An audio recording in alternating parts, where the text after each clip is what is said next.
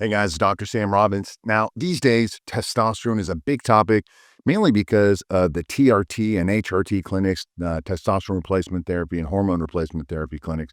Unfortunately, a lot of it is incorrect, or people just kind of make up stuff, or they'll take like some weird clinical study that really has no relevance in humans or anything long term, or maybe some really popular influencer or YouTuber or podcaster will say something and then it's not correct and everyone ends up repeating it, and it's basically follow the follower, right? It's a blind leading the blind. So trust me, I've also fallen for a lot of the incorrect information over the years, when I was younger and naive. So besides my background in endocrinology and hormones, I've been consulting athletes, uh, bodybuilders, and just regular people on optimizing their hormones and their testosterone levels for decades. So today I'm going to quickly expose 10 common myths about testosterone. Most of it has been incorrect, and maybe you know some of them. So let's get started. And by the way, these myths are just random. So the first myth is that testosterone is mainly about sex drive. Now, testosterone is obviously very important for both men and women for the libido and their ability to get erections. And yes, testosterone also imposes clitoral growth and hardness. Now, but it also plays a huge role, testosterone does, in muscle mass and bone strength, body fat levels, your mood, your motivation, your memory, and even your cardiovascular health. Just it's really good for everything. So low T isn't just like a bedroom issue. It's basically like a whole body issue. So if you're feeling weak or maybe tired or depressed or losing money or losing strength, maybe it's not just aging. It's probably could just be low testosterone or an imbalance in your hormone levels. Now, another myth is that high testosterone can be bad or dangerous for you. For years, experts have said how doctors also have said how high testosterone can be bad for you because it can cause cancer or heart attacks or anger or moodiness or high blood sugar and mental and brain problems, so forth. In fact, the exact opposite is true because naturally high testosterone levels actually improve your brain function and memory. It's good for your mood. In fact, I think testosterone is probably one of the best antidepressants for men and women. It increases motivation because it increases the dopamine levels. You're more driven. That's why in your 20s, you want to do everything. Later on in life, you get grumpy. You don't want to do anything. It's obviously great for muscle mass, your strength and bone density. It strengthens your heart. In fact, a lot of clinical studies have shown that giving testosterone therapy just a couple of weeks before heart surgery is good because it does strengthen the heart. It actually can be good for prostate, and I'll tell you more about that in a minute. And it does improve your blood sugar, your metabolism, cholesterol, and metabolic markers. So the problem is actually not testosterone, but what testosterone can convert to, and that's estrogen and DHT, which I call, the sister, the evil sister and brother. What can also be dangerous is just poorly executed testosterone replacement therapy, TRT, which is now big money these days because, like I told you, with the TRT and HRT clinics, they're just prescribing anything and everything.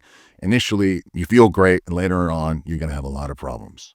Another myth is that only older men have low testosterone levels. Decades ago, it was probably true. Older men did have lower testosterone because most of the men had normal testosterone levels. But these days, I know guys in their 20s and even teenagers have low T levels. And why is that? Life these days. Lack of sleep, chronic stress, being in front of, the computer all the time, not getting out, plastics and endocrine disruptors, poor diets, lack of real movement and exercise. Being higher body fat is always a problem because of the higher estrogen levels with lower testosterone levels. Also, a lot of drugs. People take a lot more drugs these days. Marijuana, antidepressants, ADHD, sleeping meds, uppers and downers, and of course, alcohol. And also taking a lot of caffeine all the time and energy drinks and all that isn't good for you either. So testosterone just isn't about your aging. It's not an aging problem. It's more of a lifestyle issue. Now, another myth is how natural, boosters don't work. Basically, herbs and vitamins and minerals and so forth. And honestly, it's true. Most supplements don't work. I've been a scam my entire life, from my, early, 18, 19, I was taking all these supplements. Most of them don't work.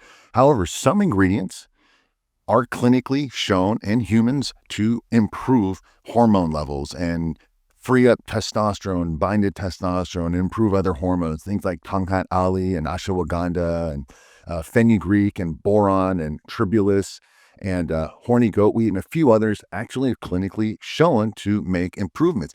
But what's really important is the correct dose of each ingredient, the ratios between ingredients, and more importantly, the extract. You see, if let's just say ingredient A works at 500 milligrams at 20% extract, that's what the clinical studies have shown. But the company only puts 200 milligrams of 5% extract, doesn't work. It's not going to work. Now, the other problem is you don't want to just improve your testosterone, increase testosterone levels. You want a formula that optimizes all your hormone levels, that balances, for example, high estrogen levels. You want to lower that. High DHT, you want to lower that. You also want to lower excess cortisol. You want to increase dopamine. You want to lower prolactin levels. And these are all the things that I've wanted. And that's why I, have been using AlphaViril for over 25 years. I love the product. And here's the best part.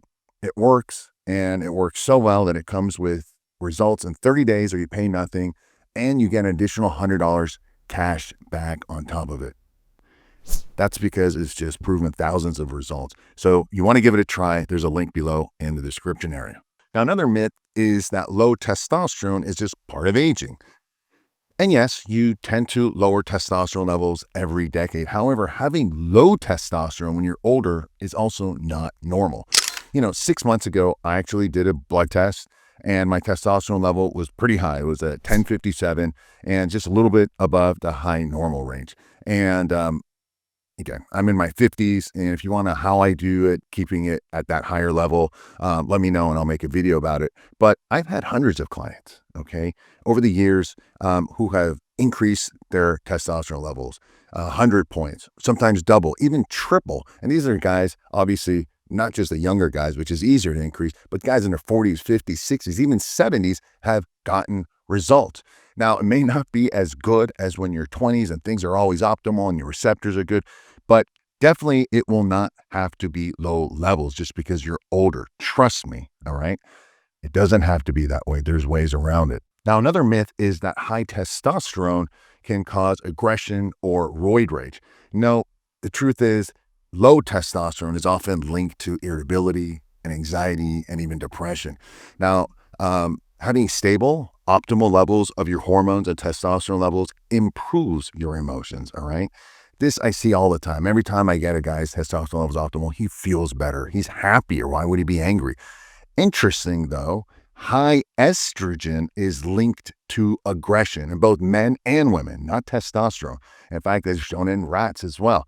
As far as the quote-unquote roid rage, that only happens at very high dosages of anabolic steroids and only with certain steroids, such as like trenbolone or anadrol or halotestin and a few others. At high dosages, those can cause more aggravation, but regular testosterone levels, especially at natural levels, no, not a problem. Another myth is that high testosterone makes you go bald. Well, first of all, genetics is a main factor of hair loss, of natural, androgenic alopecia. Now, there's probably 24 different genetic factors that are linked to balding. Now, high testosterone really isn't the problem. More so, it's a variant, or what the testosterone is reduced to, it's dihydrotestosterone, DHT. And as DHT levels increase, sometimes just genetics and obviously also aging, ironically, testosterone levels decrease. So you create that imbalance. So reducing DHT will actually increase your testosterone levels, and it's improving for hair growth. In fact, higher testosterone levels increases hair growth. Granted, again, this is a very complicated topic. Ironically, though, testosterone replacement therapy, when guys go get TRT over and over again, it accelerates hair loss. I think because they're just using too high a dose, then they start taking all these other things like the Arimidex and all these different things, and that creates havoc. I've seen guys who are in their 50s and 60s who have almost all their hair. They start TRT and they're like, holy crap, man, I'm losing a ton of hair. So it initiated some genetics, or maybe they just took too much of it. So that's why I'm not a big fan of TRT. But however, if you're interested in hair loss, preventing balding, or just, keeping one year, let me know below in the comment section. I'll make a detailed video about that. Now, another myth is that if your total testosterone is normal, then that's all that matters. And that's not true. You see, your total testosterone is one factor. There's also your free testosterone levels. That's what's floating around. Think of that. Think of testosterone as your gross income, and free testosterone is your net profit, that you get to keep, and that's doing most of the work. There's your sex hormone binding globulin that matters. There's estradiol, estrogen. There's DHT and cortisol levels all matter. And of course, the symptoms matter as well. Listen, you can have normal or even high testosterone levels and just kind of feel like crap and not being able to sexually perform. And I know guys who have just medium testosterone levels. It's like right in the middle. It's not high. It's like 500 something, and they feel great. They have great workouts, and their sex drive is awesome. So there's a lot of different factors. There's a hormonal imbalance. And again, this can be complicated. Let me know if you want questions about this in the comment section. I'll get more details about it. Another myth is that testosterone causes cancer, prostate cancer specifically.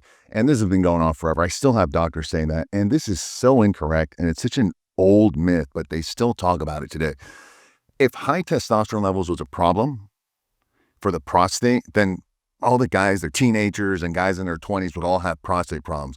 Not the old guys in their 60s and 70s who have low testosterone levels. They're the ones who have the problem. So just logically think about that. More so, the bigger factor of prostate problems is first, remember DHT, though what testosterone converts from 5-alpha reductase, testosterone goes to DHT, dihydrotestosterone. That affects your skin and prostate. That means excess body hair, balding, and yes, prostate growth. However, even more importantly, what's even worse for prostate growth and prostate cancer is estrogen. And that's because estrogen intensifies the androgen receptor sensitivity, all right? It's almost like makes your body like an albino in the sun. You're super sensitive to the sun. Estrogen makes your body hypersensitive to androgens. Remember earlier I said estrogen is one of the primary causes of aggression, not the testosterone. So what happens as you get older? Testosterone levels drop, mainly because estrogen levels increase, and so does dihydrotestosterone levels. What we want to do is lower your DHT and lower your estrogen and increase your testosterone levels. That's the goal. That's how it was. That was the balance when you were younger. So that was, again, my goal when I created AlphaViril was I wanted a balance hormone. It wasn't just increasing total free testosterone. It was just balancing all these hormones so you have an optimal range, all right? It's just like money. You have income, you have expenses, and you have your net profit. We want to reduce the expenses, we want to increase the income, and we want to minimize the taxes, and at the end, you have the most amount of money in your bank, and that's how I see it. So again, for men's health, your prostate function, testosterone is good, and more information below in the link for prostate health. Finally, you need to inject testosterone to increase it. That's the myth 10. Actually, it's really not a myth. You don't need to do it. However, injecting testosterone, instant increase in your testosterone levels literally by morning, all right? Unfortunately, testosterone injections, especially when done incorrectly, accelerates a lot of the side effects from gynecomastia, from zits, from hair loss, body hair, and prostate problems. And that's, I think, honestly has to do with all the incorrect dosages the TRT, HRT clinics are using.